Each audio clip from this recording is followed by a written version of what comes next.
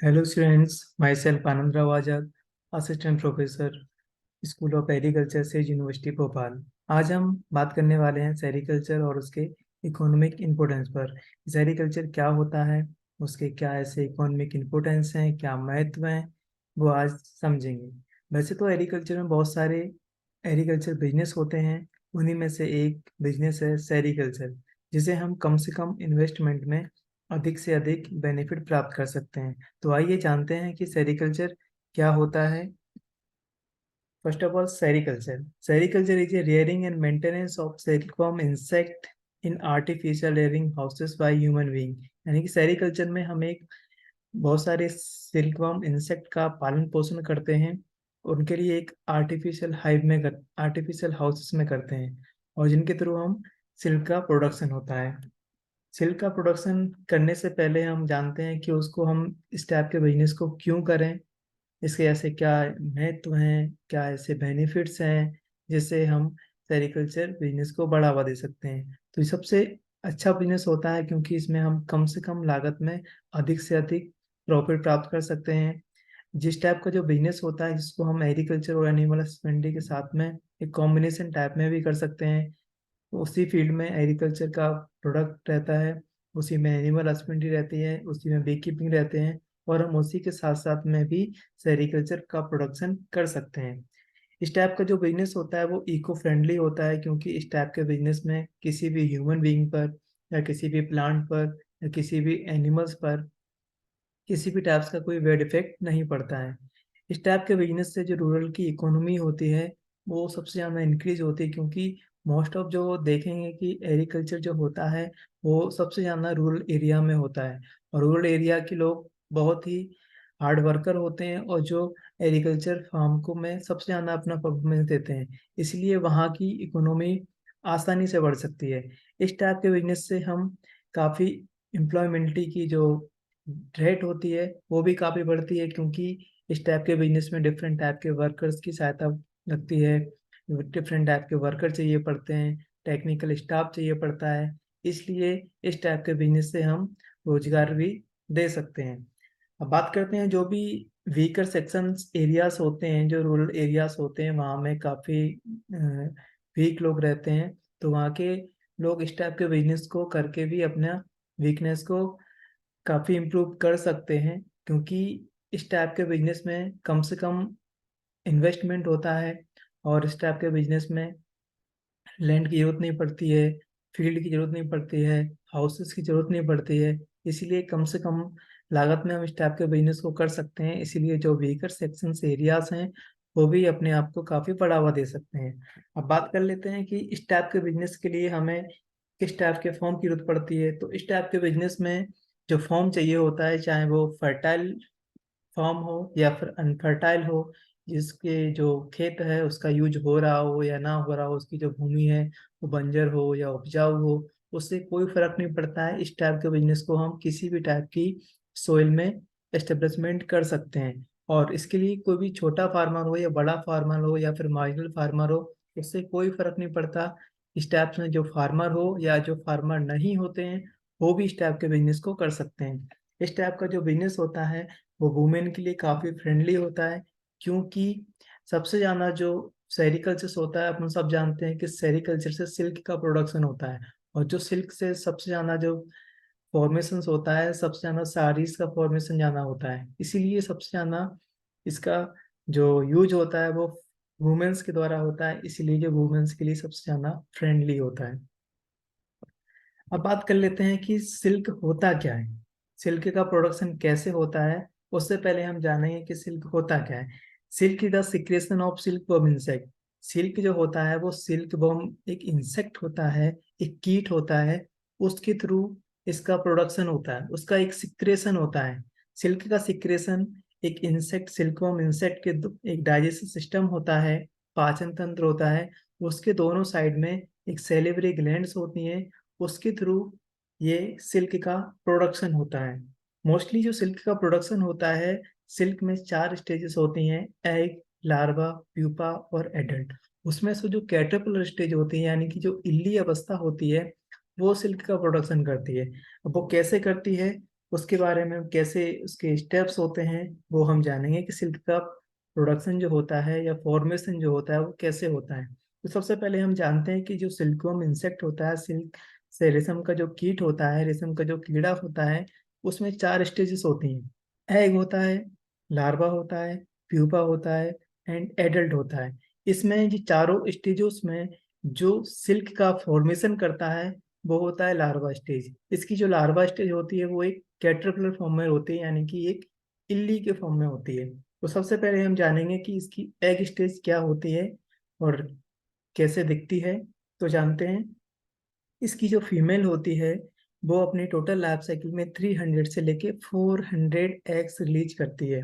और उन एग्स का जो कलर होता है वो येलोविश वाइट होता है, और जो काफ़ी छोटे छोटे होते हैं। अगर हम बात करें कि इसकी एग लेइंग की, तो मोस्टली इसकी जो एग लेइंग होती है वो मलबरी लीव्स यानी कि जो शहतूत का पत्तियां होती हैं उसके अंडर सरफेस में एग लेइंग करती है। तो इसकी जो फीमेल होती है वो नाइट के टाइम में एग देती है और एक ग्रुप के फॉर्म में अंडे रिलीज होते हैं। इन अंडे के देने के बाद में ये 10 से 12 दिन बाद इनकी हैचिंग होती है, यानी कि अंडे फूट जाते हैं। और उनके बाद में जो सेकंड स्टेज होती है वो लार्वा स्टेज उन अंडों से बाहर आ जाती है, यानी कि लार्वा स्टेज यानी कि कैटरपिलर यानी कि इल्ली।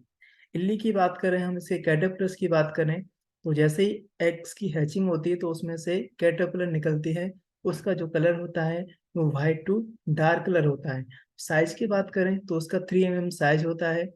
इसकी जो कैटरपिलर होती है उसका पालन पोषण हम एक मलबरी लीव्स के ऊपर करते हैं, जिसमें उसके टेम्परेचर के लिए हम 25 से लेके 27 डिग्री सेल्सियस टेम्परेचर रखते हैं। और उनको एक प्लास्टिक ट्रे या फिर वुडन ट्रे होती हैं उनके ऊपर इनको रखा जाता है, और उनको खाने के लिए मलबरी लीव्स यानी कि सहतूत की पत्तियां दी जाती हैं। अगर हम बात करें इनके प्रोडक्शन की कि सिल्क का प्रोडक्शन कैसे करती हैं, ये पत्तियां खाने के बाद में इस टाइप से अपने हेड को जो 65 टाइम मूवमेंट करती हैं, और जो धीरे धीरे अपने हेड को घुमाती जाती हैं। इस टाइप से जो अपने टाइम में 65 टाइम जो मूवमेंट करती हैं हेड का, तो धीरे धीरे धीरे धीरे इनके ऊपर एक हार्ड फॉर्म में, कोकून फॉर्म में एक कवर्ड बन जाता है, जो आप डायग्राम में देख सकते हो। एक धीरे धीरे जब ये मूवमेंट करती हैं तो अपने ऊपर एक लेयर बनाती हैं, और ये लेयर धीरे धीरे धीरे धीरे एक वाइट कलर के हार्ड कोकून में कन्वर्ट हो जाती हैं।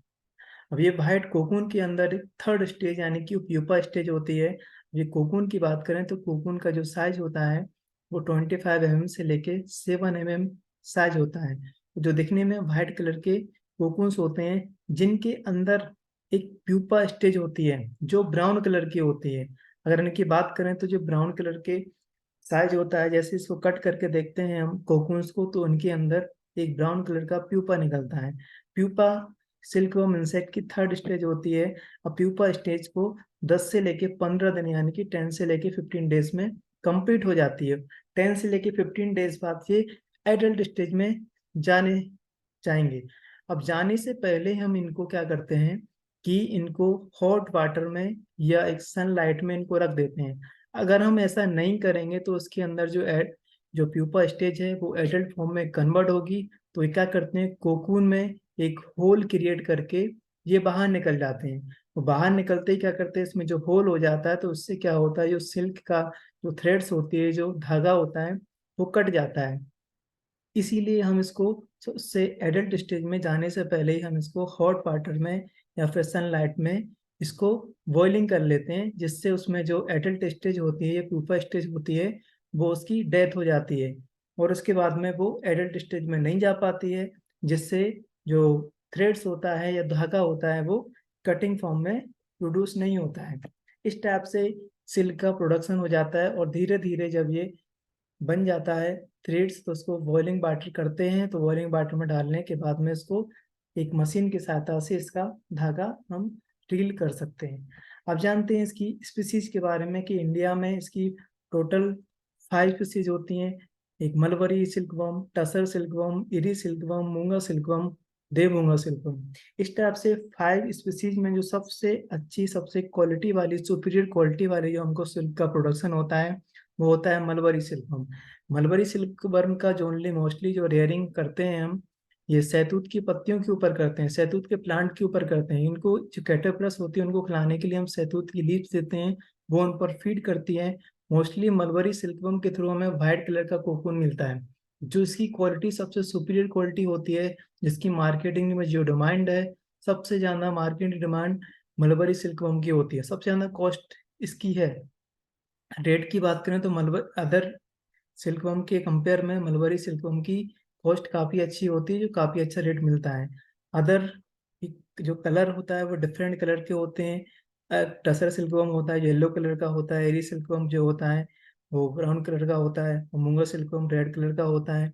और देव मूंगा सिल्कवर्म का मोस्टली जो यूज होता है इस 5 स्पीसीज में, जो देव मूंगा सिल्कवर्म होता है उसका यूज वियर बनाने में यानी कि कपड़े बनाने में ना करते हुए, इसका यूज जो भी फिशरीज में जो नेट होते हैं, मछली पकड़ने वाले जो जाल होते हैं उनको बनाने के लिए देवमुगा सिल्कवर्म का यूज किया जाता है। बाकी सभी सिल्कवर्म का यूज वियर बनाने में यानी कि कपड़े बनाने में कर सकते हैं, लेकिन इन सब में से जो सबसे महंगा जो सिल्कवर्म होता है, जो सिल्क प्रोडक्शन होता है, वो मलबरी सिल्क के थ्रू होता है। अब बात कर लेते हैं कि इसके इकोनॉमिक इम्पोर्टेंस क्या है।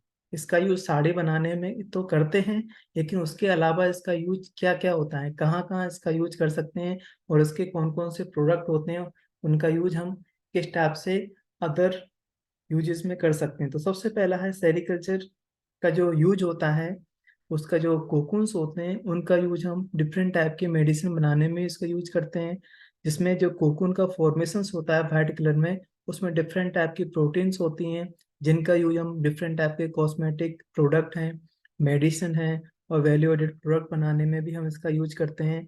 और उसके बाद बात करते हैं नेक्स्ट, इसका इकोनॉमिक इम्पोर्टेंस है। जितने भी स्पोर्ट साइकिल्स होती हैं उसमें जो रबर के जो व्हील्स होते हैं, उसमें जो सिलाई करते हैं, सिलाई होती है रबर के टायरों पे, तो इसकी जो सिल्कवर्म के जो धागा होता है उसके थ्रू इसकी सिलाई की जाती है। और देखा होगा आप लोगों ने कि इसकी जो वेस्ट कोकून्स होते हैं, क्योंकि जो जो वाइट कलर के कोकून्स होते हैं, जो अच्छी क्वालिटी के सुपीरियर क्वालिटी के जो कोकून्स होते हैं उनका फॉर्मेशन तो वियर बनाने में, कपड़े बनाने में, महंगी महंगी साड़ियाँ बनाने में इसका यूज कर लेते हैं। लेकिन उसके बाद में भी जो भी इन्फेक्टेड वेस्ट कोकून्स होते हैं उनका यूज भी हम डिफरेंट टाइप के फ्लावर वेस हैं, इंटीरियर डेकोरेशन है, होम डेकोरेशन में, फ्लावर पॉट में, ग्रीटिंग कार्ड बनाने में, एनिमल्स टॉयस बनाने में, गार्लैंड बनाने में भी इसका यूज करते हैं। और देखेंगे कि जो पैरासूट्स होते हैं, जो रॉकेट्स होती है, उसमें जो धागा यूज होता है वो भी सिल्क वर्म का धागा हम यूज करते हैं। और अभी कभी कभी आप जब चोट लग जाती है, एक्सीडेंट हो जाता है किसी का, तो देखा होगा कि डॉक्टर भी जो ऑपरेशन करते हैं, सर्जरी करते हैं, तो उसमें हॉस्पिटल में जो धागा यूज होता है वो भी सिल्क वर्म का यानी कि सिल्क का धागा यूज करते हैं, जिसके थ्रू ऑपरेशन के टाइम में सिल्क का धागा यूज किया जाता है। अब बात कर लेते हैं इसके कॉस्ट ऑफ कल्टीवेशन की, कि इसका कॉस्ट ऑफ कल्टीवेशन कितना होता है, हम कितने एरिया में हम कितना पैसा लगा सकते हैं, उसके बाद में हम इससे कितना प्रॉफिट कमा सकते हैं। तो इसके इन्वेस्टमेंट की अगर बात करें तो इसका इन्वेस्टमेंट तो कम से कम होता है। अगर हमारे पास खुद का लैंड है यानी कि जगह है, या रेयरिंग हाउसेस है, तो उसको छोड़ के हम देखा जाए तो 12,000 से लेके 15,000 यानी कि 12,000 से लेके 15,000 तक इन्वेस्टमेंट किया जाता है। और हमको उसी में 3 लाख पर एकड़ यानी कि एक साल में हम 3 लाख का उससे प्रॉफिट कमा सकते हैं। तो कम से कम लागत यानी कि 12,000, और ये 12,000 से लेके 15,000 तक हम इसमें अपनी लागत लगाते हैं, और उससे अपन को रिटर्न 3 लाख एक साल में हम इससे कमा सकते हैं। वो देखा जाए कि अब वो विभिन्न प्रकार के जो फार्मर्स होते हैं वो एक साल तक अपनी क्रॉप को प्रोटेक्ट करने में लगे रहते हैं, पानी देते हैं, खाद देते हैं, डिफरेंट टाइप के उसमें इनपुट्स देते हैं। उसके बाद में देखते हैं कि उसको उनको कम से कम आउटपुट प्राप्त होता है। अगर हम किसान या फिर कोई भी इंटरप्राइज इस टाइप के बिजनेस को करता है तो मात्र उसको 12,000 से लेके 15,000 तक का इन्वेस्टमेंट करके उसको एक साल में 3 लाख तक का प्रॉफिट मिल सकता है। तो इस टाइप से इसकी कॉस्ट ऑफ कल्टीवेशन रहती है। तो आप लोगों ने समझा कि सेरिकल्चर बिजनेस क्या होता है, कैसे करते हैं, क्या इन्वेस्टमेंट होती है, कितना प्रॉफिट मिलता है। तो आई होप आप भी एग्रीकल्चर फार्म पर, आप भी जो आपके पास में जो एग्रीकल्चर फार्म है उसमें अपना इस टाइप के बिजनेस को एस्टेब्लिशमेंट करके कम से कम लागत में हम अधिक से अधिक प्रॉफिट कमा सकते हैं। Thank you. Stay tuned, subscribe to Sage University Bhopal.